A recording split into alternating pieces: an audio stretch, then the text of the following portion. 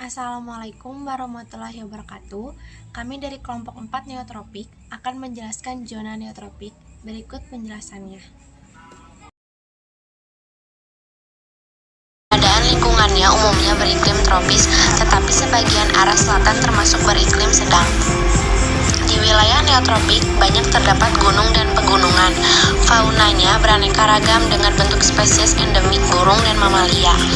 Neotropikal sangat terkenal sebagai wilayah fauna vertebrata karena jenisnya yang sangat beragam dan spesifik seperti beberapa jenis monyet, terenggiling, dan beberapa jenis reptil seperti buaya, ular, kadal, beberapa spesies burung, dan ada sejenis kelelawar penghisap darah. Zona neotropik yang terdiri dari wilayah Meksiko bagian selatan, Kepulauan Karibia, Florida Selatan, Amerika Tengah, dan benua Amerika Selatan mempunyai morfologi masing-masing tentang terbentuknya daerah tersebut sampai menjadi daerah zona neotropik yang mempunyai berbagai macam hewan endemik. Dalam proses terbentuknya masing-masing daerah tersebut akan terbentuk berbagai macam karakteristik. Jenis-jenis hewan di wilayah neotropik.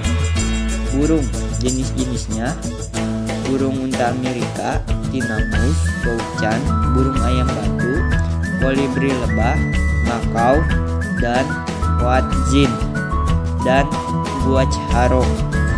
Mamalia, jenis-jenisnya sloth, terenggiling, armadillo, opusum, tikus opusum, dan opusum air, dan marmoset, tamarin, kapucin, monyet tupai, dan 11 spesies hewan pengerat dan 5 spesies kelelawar endemik termasuk kelelawar vampir.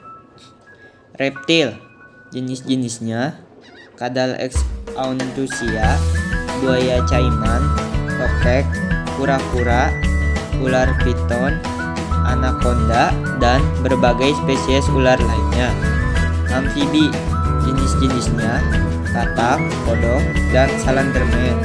Ikan, jenis-jenisnya ikan piranha, lungfish Amerika Selatan, lungfish Ethiopia, dan bloodfish tree. Hewan Karibia. Karibia atau Hindia Barat adalah sekelompok pulau yang terdapat di Laut Karibia. Pulau-pulau ini terbentang menuju selatan dari bawah Florida ke barat Laut Venezuela di Amerika Selatan. Paling tidak terdiri dari 7.000 pulau kecil, karang, dan mangrove. Terdapat hewan endemik dan hewan punah di Kepulauan Karibia. Yang pertama, hewan endemik, yaitu hutian, sejenis hewan pengerat yang bentuknya seperti tikus tapi ukurannya jauh lebih besar. Hutian memang hanya dijumpai di wilayah Kepulauan Karibia yang terletak di sebelah timur pantai Amerika Tengah. Hutia pupa adalah spesies hutia terbesar yang diketahui manusia dan masih hidup sampai sekarang, di mana spesies-spesies hutia lain yang berukuran lebih besar dari hutia pupa diketahui sudah punah. Secara fisik, hutia memiliki penampilan seperti tikus, namun fungsinya lebih besar.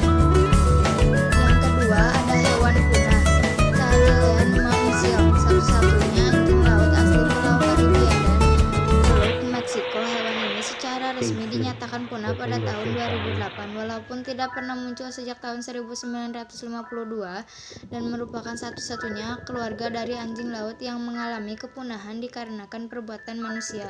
Karakteristik zona neotropik. 1. Memiliki iklim tropis hingga sedang. Iklim tropis terdapat pada daerah dari Florida Selatan dan Meksiko Selatan sampai negara Brazil dan Ekuador, sedangkan wilayah yang beriklim sedang yaitu wilayah negara Paraguay sampai Argentina dan Chile. 2.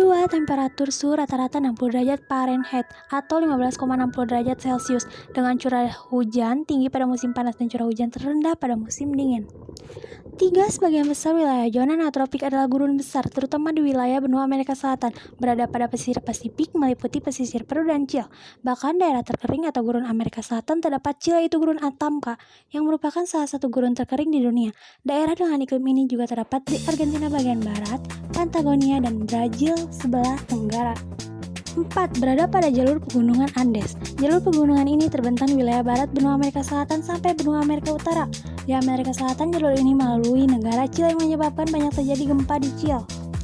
5. Memiliki tanah yang subur. Tanah subur yang berasal dari batuan basalt ditemukan di lembah banyak. Meskipun tanah di sisi umumnya subur, kendala iklim membatasi kegunaan pertanian. 6. Pegunungan di wilayah zona neotropik dikelilingi oleh dataran rendah yang disebut tanah genting. Daerah tanah genting terdapat di dataran pantai selatan Meksiko yang disebut dataran rendah tanah genting Tehuantepec. Benua Amerika Selatan yang berada di antara Samudra Pasifik dan Samudra Atlantik yang tersambung dengan Amerika Utara melalui tanah genting Panama. 7. Memiliki hutan hujan tropis yang sangat lebat. Hutan hujan tropis terdapat di wilayah benua Amerika Selatan, yaitu hutan Amazon yang memiliki berbagai macam fauna yang besar dan luas. Setelah pecahnya akhir dari Gondwana sekitar 110 juta tahun yang lalu, Amerika Selatan dipisahkan dari Afrika dan hanyut ke arah utara dan barat. Lama kemudian, sekitar 2 hingga 3 tahun yang lalu, Amerika Selatan bergabung dengan Amerika Utara oleh pembentukan tanah genting Panama yang memungkinkan pertukaran dari biotik antara dua benua Amerika interchange besar. Spesies Amerika Selatan seperti leluhur Opum, Virginia, dan Armalip pindah ke Amerika Utara. Dan Amerika Utara seperti leluhur Camelids Amerika Selatan, termasuk Lamu, bergerak ke selatan. Efek jangka panjang dari pertukaran adalah kepunahan spesies Amerika Selatan yang banyak, sebagian besar oleh out competition oleh spesies utara di bagian barat daya Bolivia dan Peru Selatan. Sebuah wilayah dataran tinggi intermountain besar disebut Altiplano memisahkan rentang di Peru dan Argentina. Rentang dipisahkan oleh lembah-lembah yang relatif sempit tetapi mendalam. Di antara dua lusin puncak yang melebihi ketinggian 17.000 kaki, sejumlah gunung berapi aktif yang terletak di selatan Cina Tengah, selatan Peru, Bolivia, dan Ekuador. Bagian paling utara daerah utama benua dataran rendah adalah cekungan Orinau yang meliputi Liano, sebuah wilayah dataran aluvial dan semesas dan rendah sistem besar lembah-lembah yang berkumpul menuju Amazon di antara Stay, Caqueta, dan Madeira. Lebih ke selatan adalah dataran lembah dangkal yang datar dari Chaco, Grand, dan Pampas. Yang keduanya menyatukan dengan dataran banjir berawal dari Pagurai dan Sungai Parama. Sekian dari kami. Wassalamualaikum warahmatullahi wabarakatuh.